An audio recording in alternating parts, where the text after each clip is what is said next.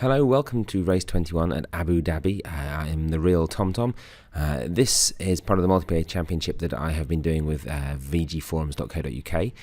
It's the last one of the season, so the last one of my YouTube videos. To be honest, at the moment, I'm not sure what's happening next. If you're interested, get to vgforums.co.uk and say, I want to be part of another race, because I'm not sure the numbers are there. As you can see by the end of this, we were down on numbers. So I qualify 8th. So as you know from the beginning, there was, I don't know, almost 20 or so of us to start with. It's now dropped down to the final 8. The hardcore people still here, having fun and giving it a go. As you know from all my videos, I am terrible at this. But I do enjoy it. I've always loved the Formula 1 games, and I've seen recently actually quite a few sort of videos of people playing, you know, like the history of racing games, you know, the history of simulation games. It's probably because I've been doing more of these that they've come up in my feed on YouTube itself. But it's some really interesting stuff. Then kind of go, I remember that game. I had that game. And so it's definitely evolved and come on leaps and bounds since the first what would be classed as simulation games that were very, very arcadey and you know, very blocky 8-bit type stuff to what you see now, which is, you know, essentially a head cam of a real Formula 1 car. It's phenomenally good. I always remember actually getting Gran Turismo 1 on the PlayStation 1 and thinking, it's like, graphics cannot get better than this. This is realistic. It's amazing, and it's your benchmark each time. Now obviously I think there is almost a finite limit of what graphically it can do, at least with what my eyes can see when playing. But it's the level of detail you get in the background now is more and more, and also the physics and AI and all the other bits that go into the game that take up sort of programming space and what they can develop each time. So as you can see, currently up into 7th position. Wixie made a mistake and I was able to get it ahead of him, but and there you can see Robbie Brewis has been spun round. I think he was, it wasn't me for a change, so he got spun, and now I'm up into 6th, P6, with Wixie and Robbie both not far behind me and pushing for their dear lives to get to be past me. Abu Dhabi is one of those tracks that, again, I think has some really good fun bits, and when you get them right, like these sort of two corners here, when you get them right and just sort of almost keep the throttle down the whole way, it feels really satisfying to get around it really quickly. And when you get something this left into right and round to the hairpin, when you get them just right, which I very rarely do, it's a real sense of accomplishment and achievement for me, at least. Again, for the other guys, they're doing it more consistently, more regularly, and it's that's why they're much quicker around a lap than I am, and much quicker overall than I am. But I enjoy it. I enjoy all the tracks, really. The only one I'm not a big fan of, although this time around, sadistically, I guess I enjoyed, was Monaco. It's one of those tracks that I'm not a massive fan of. I'm not a big fan of ones where there isn't runoff for me to make mistakes. But when you get bits right on any track, you get that sort of satisfying kind of, I can do this, I'm getting a good time.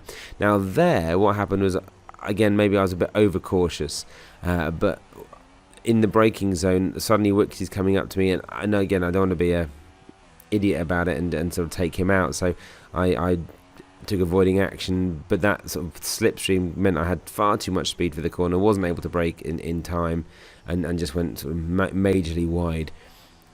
So you can see now I'm currently in P5, but I'm about to make my first pit stop of the race. My tyre's at 44% by lap 5, so making the pit stop where I'm sure I will now get jumped. So here we go, speeded up, through the pits we go. I'm so glad I turned off speeding in the pit lane, because that was something that always got me.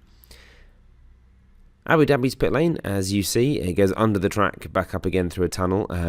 One of those odd kind of bits of track, but there you go.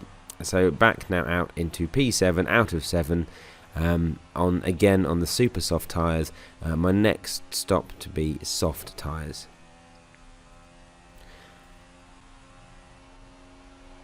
Currently my best time is 1:48. I think I get about another second off that on one of the sort of later laps.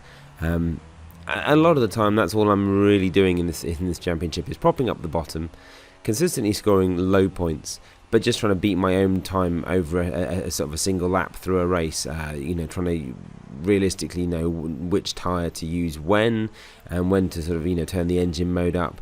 I get a warning for corner cutting, but again, I just stupidly took it very, very wide, probably talking to the other guys, and that's obviously something I am in awe of for Formula 1 drivers, is the conversations you hear them have with their race engineers and the team, and that, the in-depth nature of that conversation while they're doing 200 miles an hour in real life, rather than just sitting on a chair in their front rooms. It's crazy.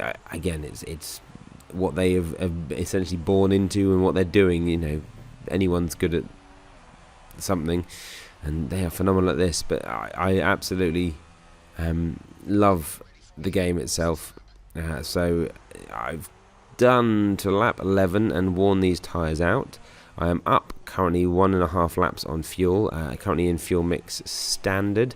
At this point, there's probably no point being rich mix. You're not going to get much out of a worn set of tyres. So it's saving the fuel for when you can actually capitalise on it. So kind of coming out of a pits after a lap or two of warming the tyres and brakes again. So going to be going onto the soft tyres, I think, at this point. Which for this particular race I believe are the sort of option, so you have to use the soft tyre. Now this was my mistake. I needed to come into the pits and again overcooked the corner and just went over the pit lane. So rather than sort of take my wing out and stuff, when you're last, you're last. So my tyre wear at the moment is not as bad as it was when I first pit stopped. So currently on 39%, 41% at the front. And decided to stay out because of my horrible error. Stay out for another lap, giving me obviously a little bit more as the race goes on the harder sort of walled tyres. These sort of more modern tracks do really borrow a lot of their designs from other tracks through the season. So some of the hairpins are very, very similar to, like that's obviously like at the beginning of Bahrain, that hairpin there is very similar to that. And then you've got sort of these chicanes and bits that, again, very similar to other older tracks. Abu Dhabi has some very long straights, and again, if you're in sort of battling range, a lot of DRS to really sort of shake up the lead positions, which is arguably a good thing, arguably not. Again, in the comments, let me know what you think of DRS, KERS, all that. Again, in this game, I don't think you have KERS. I think it's an automatic thing now, just according to your battery and all the rest of it. It's kind of the engine and computer systems behind the car now that manage that. But you do still have DRS. I know it's artificially put in. It artificially gives you more speed, but again, it's because of it's no longer mechanical downforce from the car. It's all aero downforce, which means that it can go much faster. So I don't go into the soft tyre. I do go to the super soft. Not even super soft, ultra soft. Don't know why I did that. So I've gone on to the ultra soft tyres, which, again, I think probably being at the back, I thought, let's give it a go, see how fast a lap I can get. You can see there I've got a 1:47.5, I think that is, and I don't believe I actually get better than it. Sometimes you can push too hard, and which, again, slows you down, and as always, my consistency through a lot of these tracks is not enough to warrant a good time or to give me the position that I'd like to be up. I'd love to be like one of the front runners battling for something and have more to show than me going round a particular track blithering on about why I'm bad at this game. But maybe it's something I need to find a new championship where everyone's as bad as I am. So 18 laps down, 55% wear on the front, and I'll be coming into the pits on this lap. I think maybe I did get better there with the 1:47.3, so I maybe sort of 0.2 of a second or whatever it is, or no, 0.2 even. Maybe 0.2 quicker than the previous lap than the ultra softs. Really badly taken corner there. Really not necessarily knowing the best braking lines. Not only am I obviously in awe of all the Formula One actual drivers, but people who can drive sort of the simulation races with no assists and still hit the corners and still hit their marks. And listening at the moment to all the guys that have done testing on Formula One 2018, I think it is, or is it the 2017? But yeah, 2017. Listening to sort of them and all the new bits that they are working on in handling terms for the newer games, where they're sort of saying, actually, locking brakes is more of a thing. It's like, really?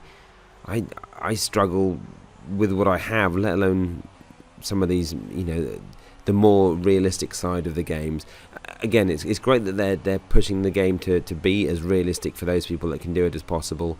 And like I say, I'd love to try it with a steering wheel to see how much better or worse I am. Just with the championship now finishing with no kind of new championship in sight, there's definitely no point spending £150 on a steering wheel for me to have no real purpose to it other than enjoying the game. Now, arguably, that's all I should do, but with the time I have available, I don't get to play it that often. I'm also doing, as you've probably seen on the YouTube channel, a Madden League as well with the guys from VG Forums, which is a real eye-opener. Again, propping up at the bottom of the table, I'm currently 0-7 in that series. I'm doing very badly as the greatest team ever in American football, the Miami Dolphins.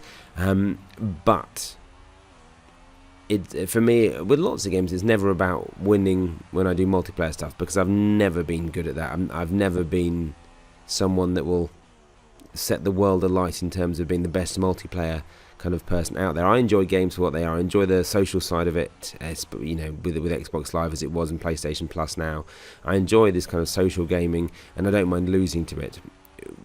When I play the real game, as you've seen on some of my other Formula 1 videos, it's trying to set the AI to be challenging, that you're not just easy and rolling through the field without any problems, but at the same point not having it on legendary AI to try and improve yourself, which is what I should do, but you kind of lose the enjoyment, because at least losing to real people, there's a joke behind it. You can talk to people how bad you are, and everyone's just having fun.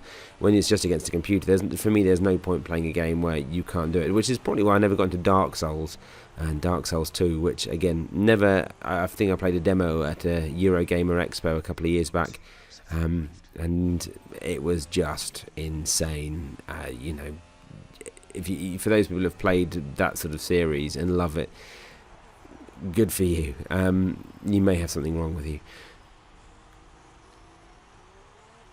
Although, arguably, should games be like, Mario and Sonic were back in the day, where, there was no saving, there was no kind of, you had to do a game in one go, you had to be good at it, and the game got harder as it went on, and there are other games like that where, it was legitimately hard, and you were challenged into playing. Again, you had cheat codes. I think now they've kind of added in a dumbing down level. They've made things, because they can, easier, and you can sort of grade it to your enjoyment level. Again, in the comments, let me know, what do you think of the retro gaming to this kind of more modern realism, and then having it set not to realistic despite it looking such. So again, please, in the comments, let me know what you think about the state of gaming as we progress through the life cycle of the PS4, the Xbox One, and with new versions of those coming out in the PlayStation Pro, the Xbox Scorpio, all of these kind of things. It's new iterations of the same stuff at the moment. It's not the same console life cycle. They're tweaking little bits of hardware so that it'll still be an Xbox One, but better. Let me know what you think in the comments of all that as well. Let me know what you'd like to see. If you still want Formula 1 videos, I will endeavour to set some time aside and do some other Formula 1 commentaries. But until then, thanks very much for watching this series. If you want to know the results, go to vgforums.co.uk. You can see all of our results from the series there under the Formula 1 section of the forums. And until then, please do keep following me at The Real TomTom on Twitter, here on YouTube. And thanks again for watching, subscribing and liking.